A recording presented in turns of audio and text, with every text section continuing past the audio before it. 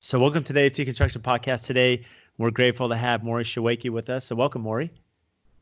Very nice to be here, Brad. How are you today? I'm doing very good. It's been a whirlwind, as you know. We've both kind of been dealing with this COVID stuff, and I know you're reaching out from my homeland there in San Diego. So I understand you're in good shape, which is good. Been staying active.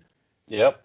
Yeah, I gotta be honest. It's like when all this stuff went down. I'm a guy that's normally on the road 4 or 5 days a week, and I haven't traveled since early March, and so I figured I got to do something to keep myself and my wife and kids sane now that I'm here so much. And I really, all kidding aside, I really made a commitment to my health over COVID, and I've been working out like pretty much 4 or 5 days a week, running and weights and all that, and I'm in the best shape of my life actually. So that COVID-15 went the other way. I love that. It's funny you said that because I think most of us, I can relate. You and I met at the LinkedIn Global Conference, New Jersey last fall. Yep. We were both on the panel, and I was fortunate to meet you there at that conference. But what's been interesting, my schedule's changed too. I was doing a lot of traveling, at least twice a month, and that's totally been stopped. So it's kind of allowed us to kind of reevaluate priorities and focuses. And as you mentioned, your health, which is a huge part of, all of us should be looking at that. Mm-hmm. I think God just hit the pause button for a reason, Yeah. And it's pretty inspiring to see what's going on with some people and just their reconnection with their families. I mean, there's a lot of hurt in the world right now. I mean, let's not kid ourselves. There's some crazy shit going on. But I've always tried very, very hard to be an optimist, focus on the right now. And I woke up this morning and I was breathing fine. What else is there, man? Yeah, a lot to be grateful for. What else is there? My kids are healthy. My wife is healthy. I've got some income, even though it's a little topsy-turvy right now, and got good friends and family and a roof over my head, man. I mean, I've got nothing to complain about. I heard last week from somebody who's in Vegas that they're lifting the ban on evictions and that like 300,000 people were going to be evicted and given 10 days notice. I mean, oh my God. Yeah. Right? What do you do with that? You got all of a sudden a big homeless population that you didn't have before. I don't know, man. It's like, so I'm just trying to be there for others as much as I can be, and enjoy this time with my kids because, they're teenagers and they're going to be gone in the blink of an eye. And so I figure, what, for whatever reason, some higher power said you need a 5-month-long, 6-month-long summer vacation with your kids. Okay. So I'm trying to do a lot of good family time and also be, self-educate. Like, I think this is just an unprecedented time of quiet. And, so many people are answering the phone that don't usually because they're not traveling and they're bored and they want somebody to talk to. So, this is a great time to, I think self-explore and educate and, it's not the time to be, sitting and watching Netflix if you really want to do something with your life. And plus, I think this was a great exposure for a lot of businesses. If you were just getting by, you're done. If you were set up already to kind of work remotely and convert remotely and social media and e-commerce and necessary goods, or you pivoted quickly. I mean, I heard about like a lot of like, alcohol companies, spirits that, switch their entire operations to hand sanitizer, that kind of thing. I mean, those are amazing stories. And when we come out of this thing, whenever we come out of this thing, a year and a half, 2 years from now, really come out of it. I mean, there are going to be some very wealthy people who thought real hard what to do when the party starts. I love that you kind of teed that up, Morri, because, in any time there's, and a lot of that's your entrepreneurship mentality, right? Sales, which we'll dive into because your story is incredible. I mean, it fascinated me when we met and some of the things you said out at the conference. But what's interesting is you started thinking about that is successful business people, successful entrepreneurs, it's typically when times are difficult. Companies that are very successful start in recessions. They start in tough times, or at least they may be operating, but they pivot, right? It is so important. And you have a lot of experience in sales, marketing, branding, so with all that experience, you're a phenomenal salesperson, Morri. So if you were training someone or looking at someone to be good at sales or help them, what are some points you'd give them, before we start diving into the pivot side of a business that you have experience in, but from a sales perspective, what are some attributes or what should some be doing to be a better salesperson? Yeah, it's funny that you say that. It's very ironic because in exactly 1 hour, one of my son's best friends, who's 18 years old, who just started selling knives with one of those Cutco or whatever companies, asked me if he could pitch me. And he's like, I know you're not going to buy a knife, but he literally asked me if he could pitch me so that I could help him hone his sales skills. So this is going to be good practice for what I'm going Yeah. to tell him in an hour on another Zoom meeting. For me, it always comes down to two things: persistence and relationship. I think a lot of people forget that people like doing business with people they like, and people, like buying from people they like. And, my sort of, mantra has always been that the best business relationship is a friendship with a piece of paper. Mhm. So I think, my biggest piece of advice would be don't be lazy and really, look into the person that you're trying to sell to and just take a minute to step back from your agenda and just get to know them. Just get to know them. My wife is a recruiter. She recruits temporary nurses and hospital techs. And right now with COVID, it's like crazy. I mean, they travel, they go all over the country, whatever. And, I hear her, she's on the phone 12 hours a day, yapping, yapping and yapping and yapping. And I'm like, wow. And I remember that her, I once asked her, I'm like, is how much you talk to these people, a negative? She said, it's funny. She talked to her boss about it the other day, and boss is like, could you maybe cut down on the conversation a little? She's like, I think I could, but number one, it's not going to be as fun for me because I love getting to know these people. And number two, look at my numbers. She's one of the top recruiters. So, relationship is incredibly important. And just, there's so much on the internet. If you don't know who the person is that you're talking to, where they went to school, where they live, you know, peek at some of their social media profiles. I don't know. I mean, there's so much out there. You need to open up a new file. That was a term that Daymond taught me long ago, and we'll talk about him in a minute, I'm sure. But it's kind of when you first sit down with somebody that's being pitched by 100 people, how do you differentiate yourself? Open up something different. You got a basketball behind you. I mean, maybe I've researched that basketball and I can tell you a little story about that before I even start talking to you, because that opens up a file. That makes me a little different, a little unique. You're going to remember me because of that. The other part would be persistence. I mean, sales is a tough game. And, people ask me all the time, like, how many times do you call before you stop trying? I don't know that there's an answer to that question unless they tell you, get the hell away or I'm going to call the cops. If it's that important to you, keep going, because these people are busy and you never know when you're going to hit them. You never know when you're going to call and they're going to pick up, or what they're dealing with that all of a sudden makes the product that you're selling relevant at that very moment. And it wasn't last week because they had another fire to deal with. So relationship, persistence, and just being likable. People, it's like, the resume gets you the interview, but what gets you the job? Do I like you? Do I want to sit across from you for the next, 5 years of my life, 8 hours a day? That's, I think, a really important thing. And likability, I do think, can be taught. So those are my three sort of. That's phenomenal advice, Morri. It's funny you say that. I think about some of the things you mentioned, and I think about, from my perspective, as I'm pitching or selling my brand or company to a client, or you flip that and I look at, trade partners and customers and suppliers that are pitching to me to use their product or brand.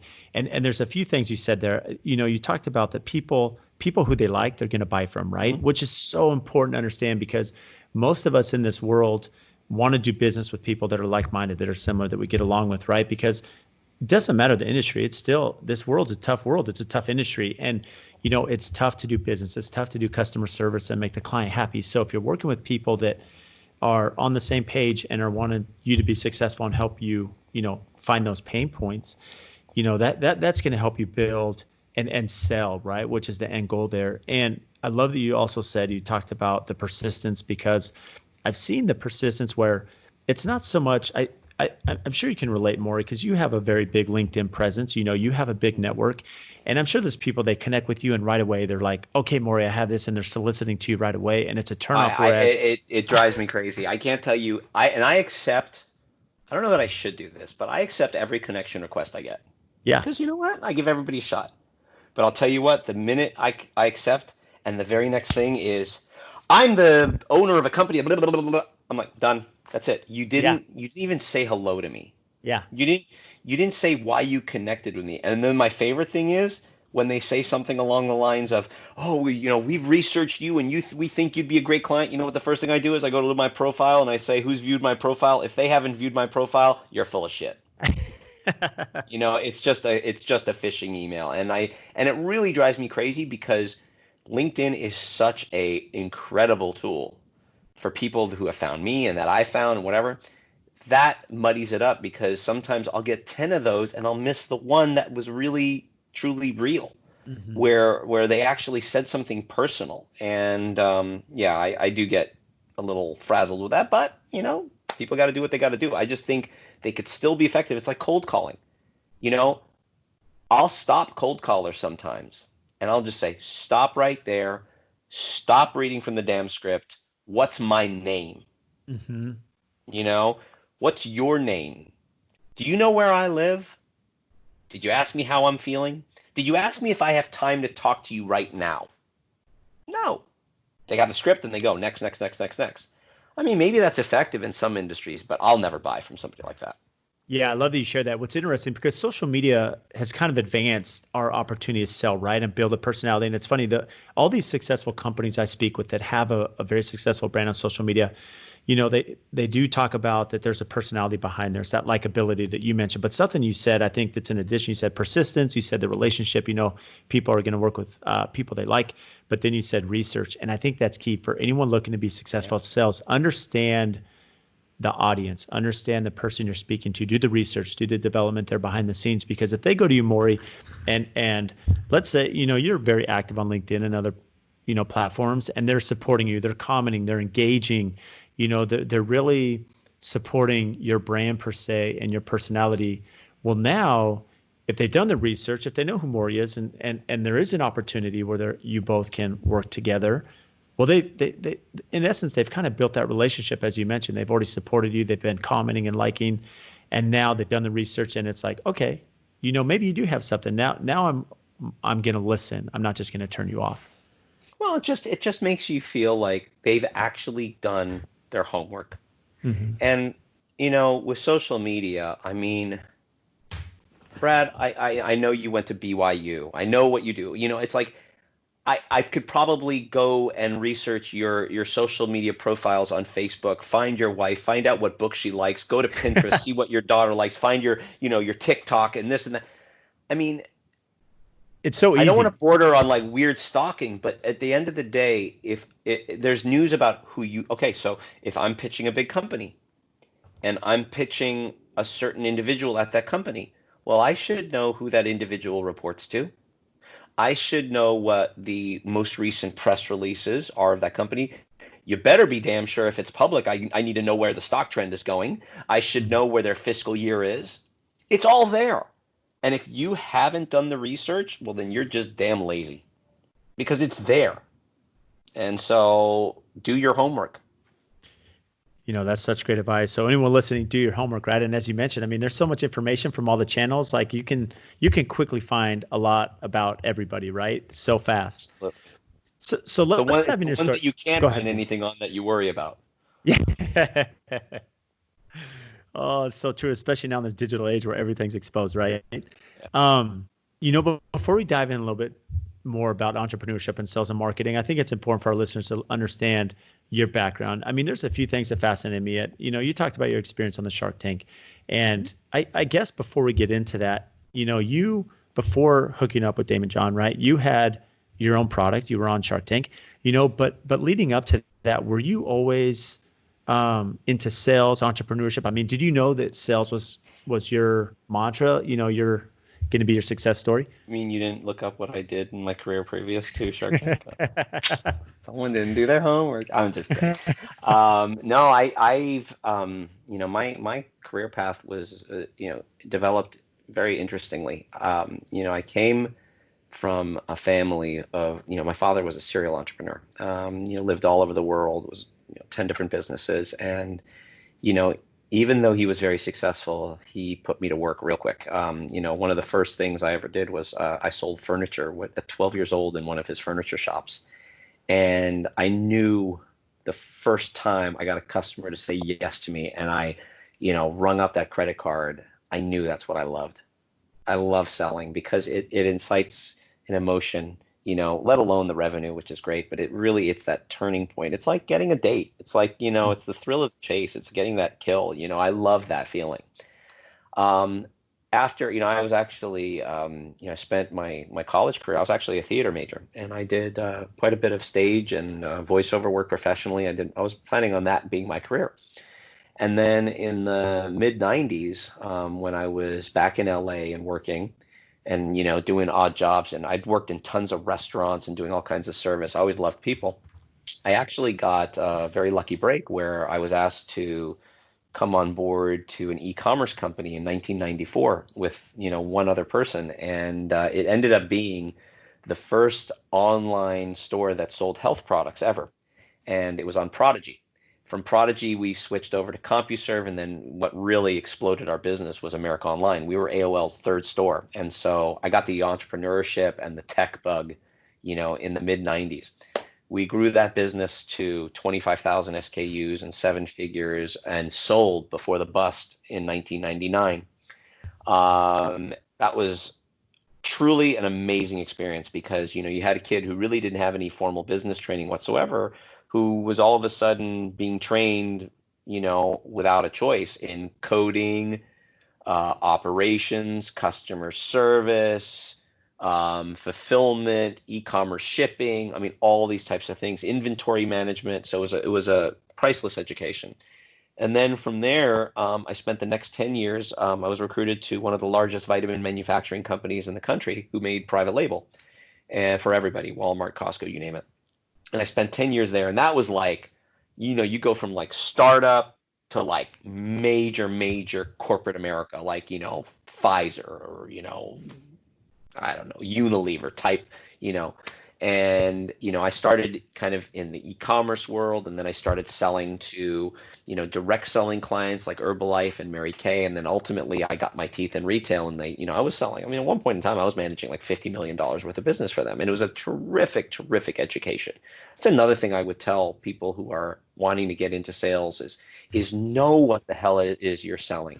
Spend the time to work to get down into the depths of the factory with the people that never get people from corporate sitting next to them, and ask them the questions and be their best friend, because it'll serve you well later, because you'll know your product better than your competitor, and they may do you a favor one day, that you need. So I just always felt that bug, and I always loved it. It was always about relationship. It was about, managing 20 people over here and 20 people over there and getting something done, because, as you well know, the pitch is the easy part, in my opinion. The hard part is getting, a piece of paper that says $1 is going to transfer from this account to that account, especially when you're working with big corporations.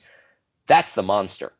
That's, the execution is everything. So, and then from there, I spent the next 8 years selling software. So I've gone from, kind of, e-commerce startup, which was, I was a partner in, to working corporate America for 10 years, and then a kind of a SMB type, $10 million company for 8 years before Shark Tank even happened. So yeah, all that experience, I don't think anything happens by accident. It all needed to happen.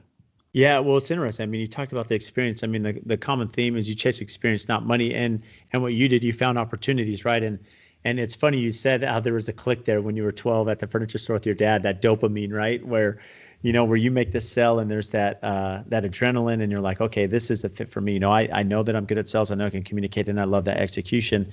And to your point, it's interesting that it's one thing to pitch and, but to execute, that's the hard part. And then the completion. And so that really intrigues me, from starting e-commerce in 1994. I'm thinking back to 1994. where I was, fairly young, but we are nowhere near where we are today. And I know you're very involved with e-commerce now, in today's market. And I can only imagine 25 years later, the difference there, because back then you didn't have, not everyone was online with their credit cards and No.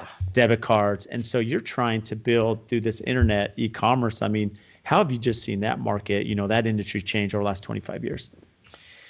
Wow. I mean, first of all, the modems don't make noises anymore. Yeah. The You know, dial-up and internet. Yeah. man, I tell you, it was crazy. I mean, digital photography. I mean, I remember when we got pulled into AOL and they said, at the time we were selling like, I don't know, 200 products on Prodigy and CompuServe. And AOL brought us in and they said, we really want you to have more of an inventory. And we decided that we were going to go make a strategic partnership happen, and we linked up with a distributor, one of these distributors that sells product to all the little small mom and pop pharmacies and hospitals and whatever. Because what's great about them is they're supplying stores with 1, 2, 3 products a day. You don't need to buy huge inventory, and in e-commerce, you really want to have just-in-time inventory. You never want to have it on the shelf. So what we did with them was we found a distributor. We said, hey, we'd like to carry every single item in your inventory. They're like, what? Because they're used to stores with 1,000 square feet. They're like, what are you talking about? I said, it's e-commerce. What? So it was really a lot of fun. And then we ultimately went in and they allowed us into their warehouse and we took pictures and transposed copy of 25,000 products. Everything from toothpaste to vitamins to Advil to condoms to anything you can think of under the sun that these guys carried. But when you talk about what's changed, man, you see my digital camera now? That digital camera was like this big. We had to bring in these like light boxes, these huge desktop computers that were slow as heck. The images that we took didn't automatically correct. We had to clip them in Photoshop. I mean, each and every one changed the background. I mean, the mundane tasks took so much longer. And now, I mean, those mundane tasks are either done automatically through technology, or you've got like these amazing virtual assistant companies that are based in India and Philippines and wherever, where they are taking over all the mundane stuff. So I think that's for me, the biggest trend, besides obviously social and mobile and all these things, is the fact that so much more is automated and you can really focus your time on being visionary and strategic and not worrying about the day-to-day stuff. That's interesting because today, as you mentioned, I only say interesting things, Brad. Well, that is true. That's why you caught my attention back in New Jersey. But I'll say that it's funny with the camera side because that's film, right? Everyone was doing film back then. I mean, here you are, digital camera. I didn't even know they had digital cameras back in 1994. Oh, yeah. But at that level, I can't imagine the time vested, 25,000 products. Oh. And as you mentioned with the distributor now, they're not used to e-commerce. I mean, this is a new platform. And, how has early in the conversation, you talked about evolve. You always have to evolve and evolve and evolve. So how has, fast forward to now with your e-commerce, how have you kind of pivoted with what you're doing now with COVID, with everything going on there? How has that changed, products that you're looking at, ventures you're seeking? Yeah. Overseas tariffs, or the manufacturing in China throughout the world is delaying shipping. I mean, all these things impact you from an e-commerce side. Well, and I'll clarify. I mean, we don't do a lot of our own direct-to-consumer e-commerce business, but obviously, our company invests in companies that do. Yes. And one of our, well, in fact, I'm going to say this, Daymond's second most successful investment in Shark Tank was Bombas Socks. Bombas Socks is a direct-to-consumer sock company that donates a pair to homeless shelters for every pair they sell, and it's the best sock ever made. When they came on Shark Tank, they were doing a few $100,000. Now they're doing, I don't know, $200 million a year. The only other, and that is now the most successful product in Shark Tank history. The only reason I say it's his second most successful venture was because I was number one. You were number one. My opinion, and that's that, Mystic. So Bombas Socks passed you up? They finally passed you up? Tell you, man. Bombas, they're amazing. And, Hold on. So I before we get into that, let's, to give the listeners, for those that don't know you, let's dive in. We'll come back to this, but, tell us the product that you had on Shark Tank that was the number one selling and that whole experience. I think most of I us, don't know that it did as well as Bombas, but it but was. still, but we love Shark Tank. And one thing Yeah. you said, you talked about that just because they call you doesn't mean you're going to get in and face the Oh, no, audience, no, the investors. no, So no. talk to us through that experience and kind of the process. So the whole process is basically, they start out with over 60,000 applicants. And from the 60,000 applicants, they narrow it down to about 3,000 that do what they call video pitches. And, you put yourself on video and you do this pitch. From the 2,500, they invite 900 to the studio in LA to do what's called pre-pitch. And those people bring all their stuff, just as they were pitching the Sharks, and they pitch to the producers. And from those 900, 200 get selected to come back and actually film. And from the 200, only about 120 air. So there's basically a 120 out of 60,000 chance that you're going to get on, and you can actually film, do everything, make a deal, the whole 9 yards, and never see the light of TV. Wow.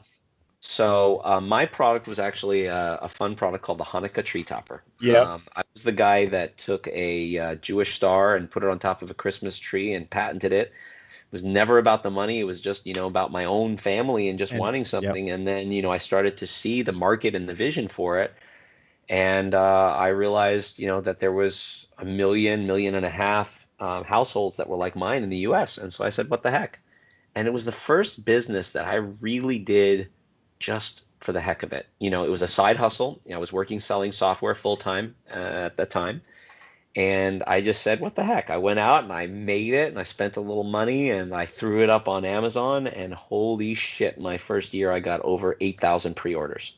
And I was like, I better go actually make some inventory. So long story short, I was selling direct to consumer for a couple of years, and then I actually got it into some retail stores like Bed Bath & Beyond and Toys R Us and Home Depot. So how did you do that by yourself, though? How did you get in those stores without connections? Well, that's the thing. I mean, I luckily had that experience selling into retail from, those 10 years before. That they spent in, right? And literally, I just hustled and I found people's names on LinkedIn and I called them up and I got their voicemail and I left a 30-second elevator pitch. That was Bed Bath & Beyond. Toys R Us was an introduction through an old family friend that used to work there who introduced me to the buyer.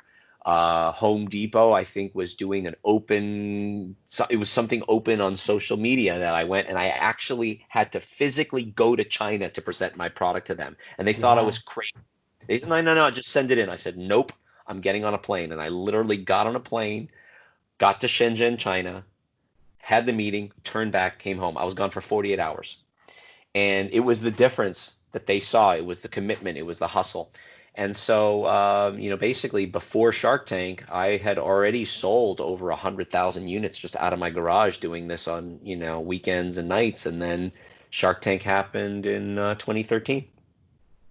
That's amazing. So I think that, there's some good counsel there for anyone thinking. I mean, you think about hard work, right? I mean, a lot of us look behind and say, oh, Morri's successful, he's lucky, or he's been in the right opportunity, or, my company, and they don't realize the hours behind the scenes and the stress and the anxiety and, just the mental anguish there and the determination. And as you mentioned, where it would have been easy for you to say, oh, business is good. I'm getting in Bed Bath & Beyond, I'm getting in these other stores, and Home Depot, they want to reach out. Okay, here's my product. I think you'll like it. But you're now showing, here's the proof in the pudding. I'm going to fly out there. I'm going to present, fly back. And I'm sure that just made a statement alone. And it was really not about, there was no major money that was, money was okay. It wasn't great, but, it was never about the money. It was about doing something I loved, trying to do something to improve or make better the lives of others. And ultimately, it was a hell of a lot of fun and a stepping stone. There was something very unique about this thing. Nobody had ever patented this before. Could I patent it? I can. Oh my God, it's interesting. I started getting press, bad press, good press. Who cares? There's a great statement, everybody needs haters. They're just like, cheerleaders that have dirty pom-poms, and so, it was for me a stepping stone. And that's actually the way I envisioned Shark Tank too. I was like, you know what the hell? It doesn't cost me anything to try out for this thing. And then when I did try out, and I made it really fun, and I was doing my character and all this stuff, and it was at this point, like, I tried out for season 4 and I didn't get on. I got all the way through and I didn't get on. And then season 5 came around and I tried again and I got through because I had more in sales and whatnot. And so even my wife was like, "Why are you doing this again? You were so heartbroken last time." I said, if I don't do this and try again, I'm never gonna, I'll never forgive myself. So that persistence really paid off. And then at the end of the day, I always thought, I never, if I said to myself, and this is the God's honest truth, and I'm the only one in 11 years of Shark Tank, they're about to start filming season 12. I'm the only entrepreneur that has ever gone from being on the carpet to actually backstage working full time for one of the sharks. And, and people ask me, like, were you thinking that? And I say, absolutely. And they don't believe me. When I got on that stage, I said, if this actually happens, I love it, but I don't care about this product. That's not why I'm here. I'm here because my target that I'm setting my sights on are those 5 individuals that are sitting in front of me. And how do I elevate myself, my career, to figure out a way to further my relationship with one or all of them? And that was exactly what I did and exactly what happened. And, I probably would have given my entire business away for nothing if I knew I could, pursue a relationship with one of them, because, and I think that's what a lot of entrepreneurs who get on that show forget.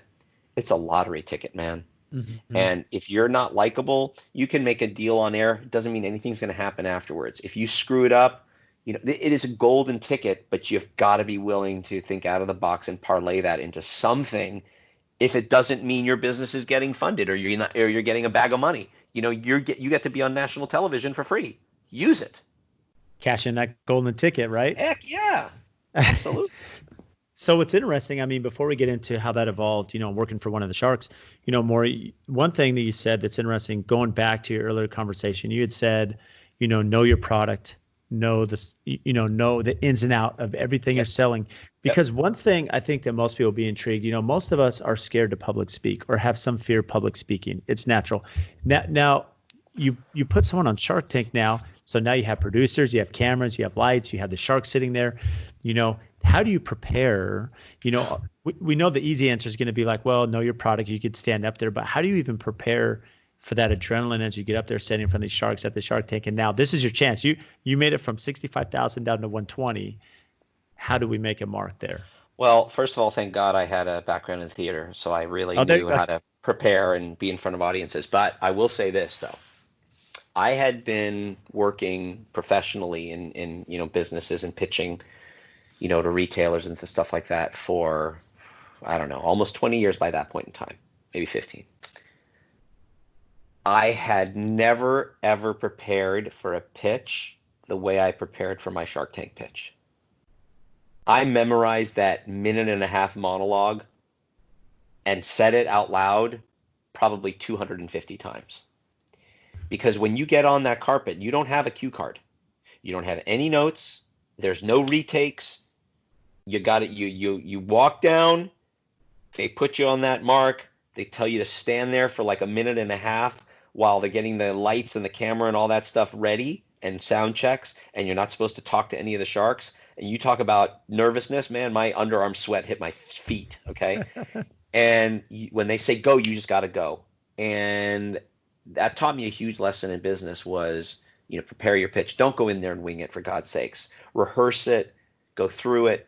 But the real important thing was knowing there's no notes. Like I said, there's no calculators, there's no nothing. So when they ask you questions about your margin or your cost, per acquisition, or your cost of retention, or your expenses, or your whatever, I had to know all those numbers inside and out, memorized in my head. And it's the people that don't, that they immediately realize, yeah, you're not taking this really seriously, are you? Because if you don't know that, how the heck are we going to trust you? So at the end of the day, it wasn't my business that got everybody to, got people excited, got Daymond excited. It was the fact that I knew my shit. Mm-hmm. That's what really, and I was having a good time. I was enjoying myself. I'd done the research. I knew my market inside and out. And he knew that if he was going to make an investment in me, whether or not it was this business or something else, we were going to do something together because he understood what my work ethic was. Yeah. Well, I think what's really important there, more, I mean, you talked about the questions often asked, how do I public speak? How do I get comfortable? How do I get in front of this audience? Well, you hit that on the head. I mean, it's the same theme, right? What you mentioned, when you're standing in front of someone, if you've rehearsed, if you've prepared, if you've practiced that pitch, that speech, that engagement, whatever it is, and then that likability behind it, you're going to have confidence. You know your numbers, you know everything about your company and product. So talk to us about, okay, show ends, it goes, you have the success, it takes off. How does that relationship, you already knew that you were going to work. I mean, you're the only one in history to work for one of the sharks. So how did that relationship evolve into what you're doing now? That was not easy, let me tell you. So, so every shark besides Daymond went out.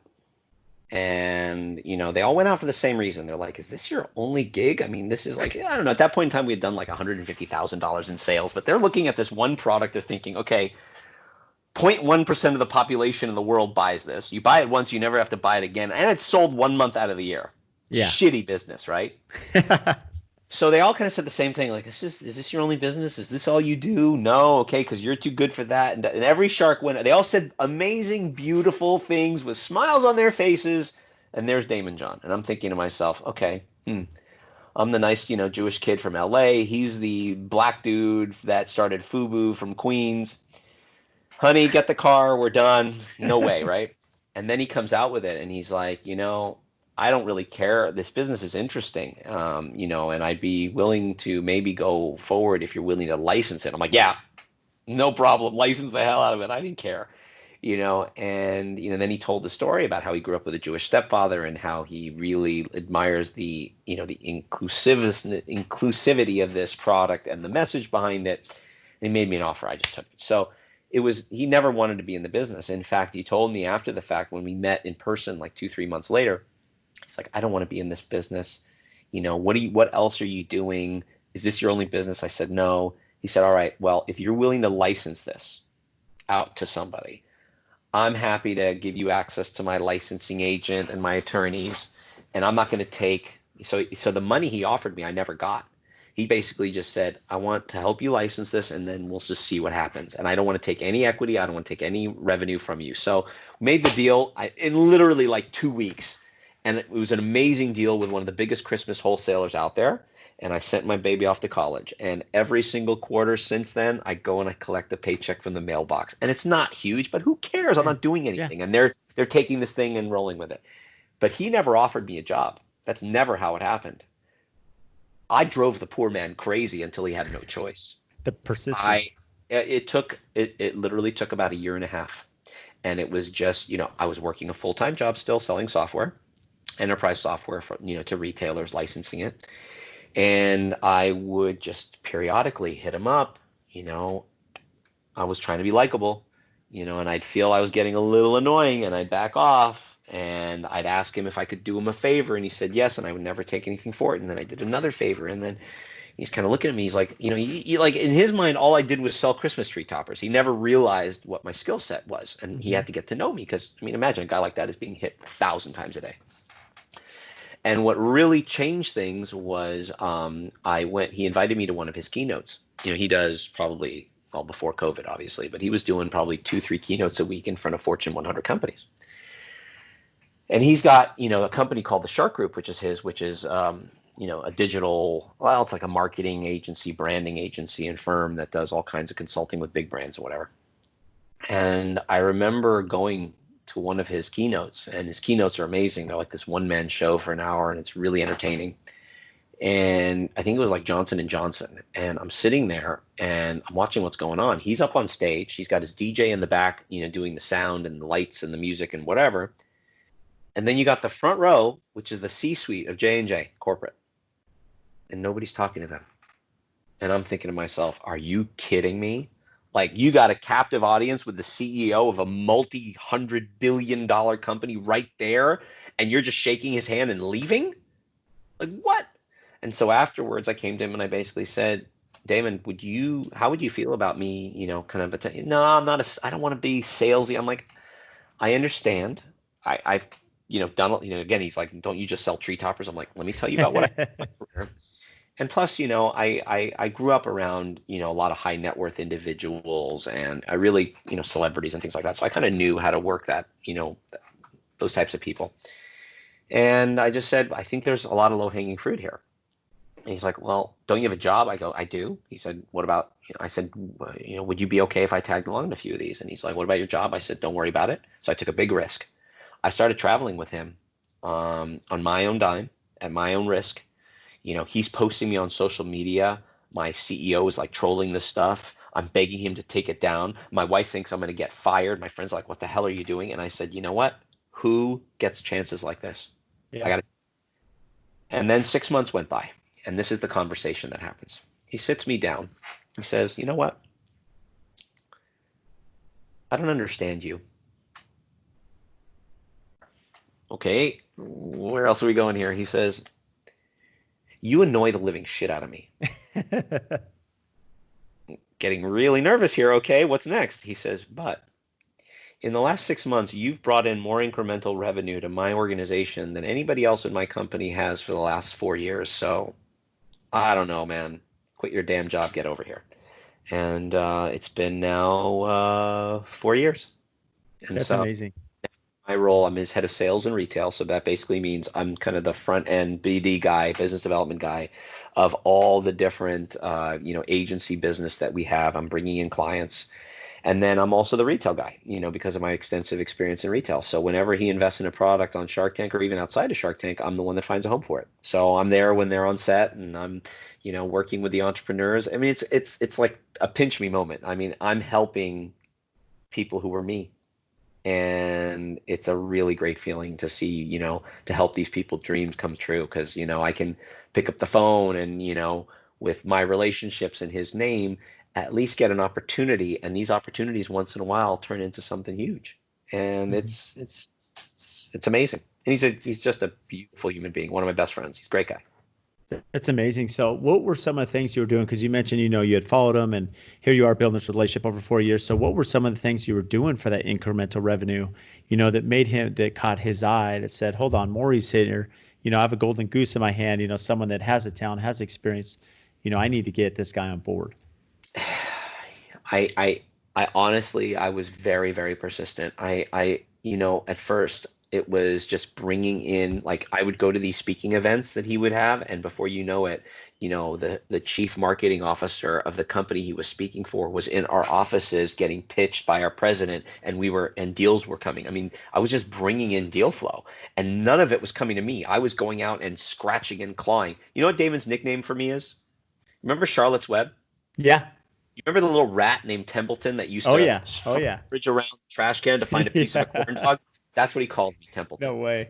I find stuff. And so I was doing that. I was helping him, with some of the products that he invested in. I got a drink that he invested into Whole Foods. I, helped one of his Shark Tank entrepreneurs, and, little by little. And then what I really did, which I think, kind of sealed the deal, was I took a look at his whole retail portfolio and how he was managing that. And I said, Daymond, you got a big problem here. I said, you got like 30 brands and they're all trying to get into Walmart by themselves. And half of them don't even know what a UPC code is.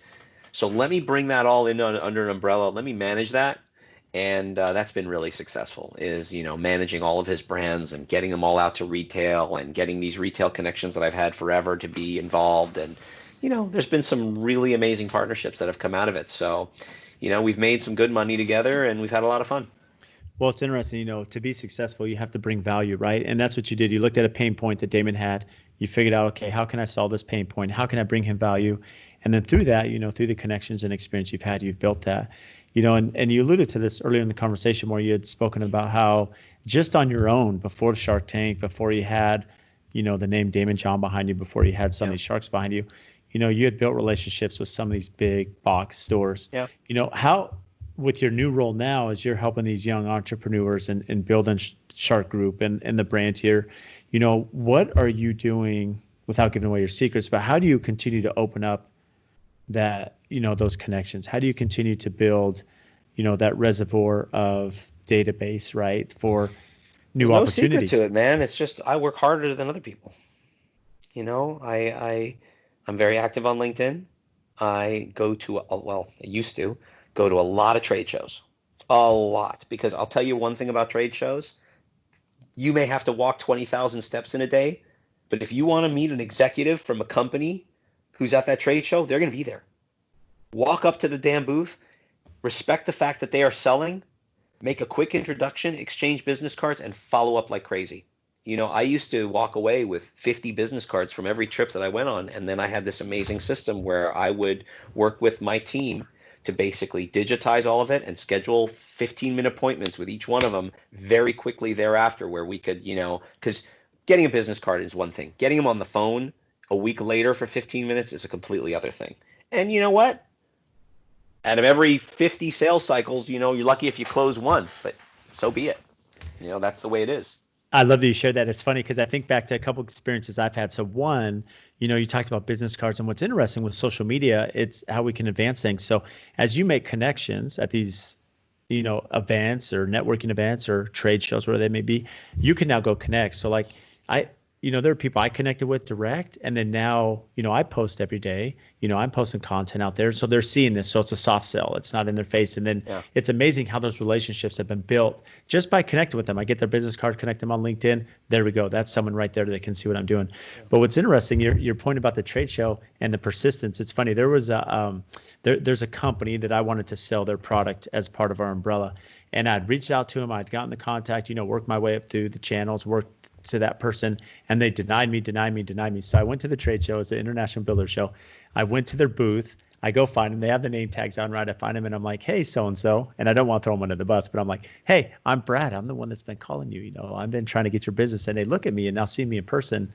He couldn't turn me down. He's like, Brad, I'm sorry. Let's get you signed up. Here you go. You're good to go. Yeah. So it's funny how those trade shows do expedite that. Well, and I think on the opposite end of the spectrum, have you ever been to one of those trade shows and somebody, let's say you're in the buying position and somebody walks up to you and yeah, and you exchange business cards. Okay, give me a call next week. And then they don't call. And you're like, what's the point?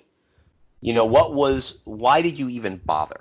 If you're not following up with every single lead that you get that you really think has something there and doing it quickly, because if you wait 3 weeks, then it wasn't that important to you, So I think that's a really important part of it is, besides the meeting and the introduction, it's the actual follow-up and it's the getting them on calendar and all that type of stuff that's important too.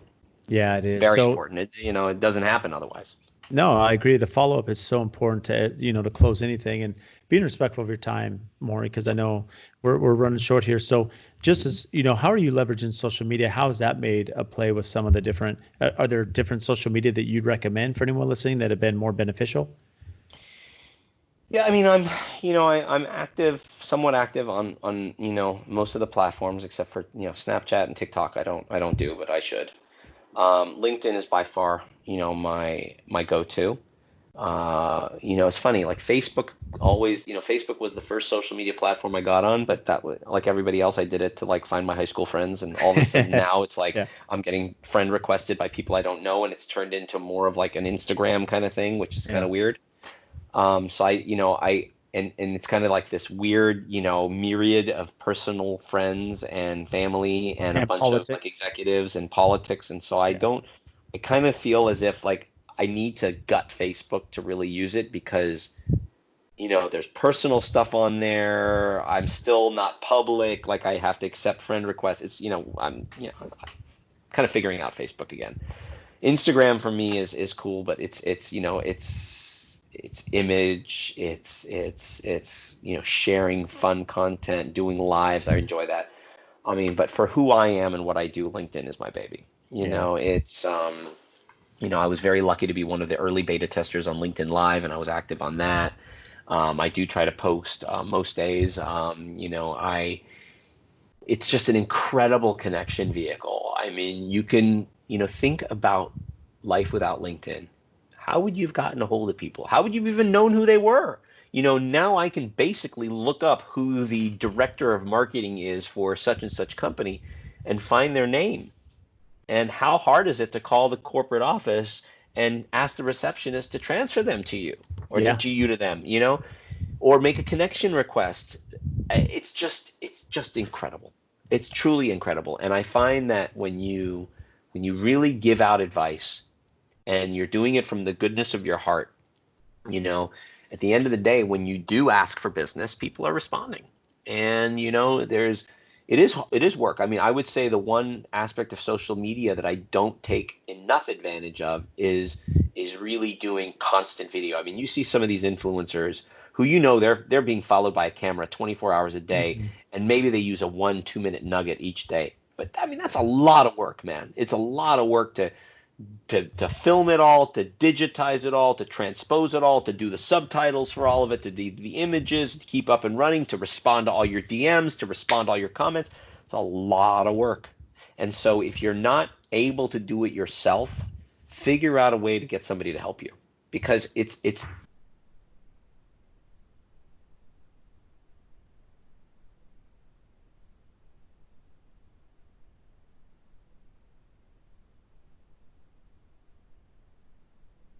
to be on LinkedIn, and you've hit on the head. If you're in business and not on LinkedIn, you're not taking it seriously. You're missing out. And you and I spoke that as much as we could at the conference. It's funny. I met a guy 2 days ago. Really well put together sales guy. Apparently, he came from the fitness industry. Worked with some of the top brands in corporate sales, and he's been at it 15 years, right? And we exchange information. And I literally went on LinkedIn and look him up, and I'm thinking, okay, I'm gonna find him in 3.5 seconds, right? He has no LinkedIn profile. I'm like, dude, are you on LinkedIn? He goes, no, I really should be. I'm like, blows my mind that you're not. Yeah. Just blows my mind. It's almost like, you want to be in marketing for a certain company, but you've never walked into their stores. It's crazy.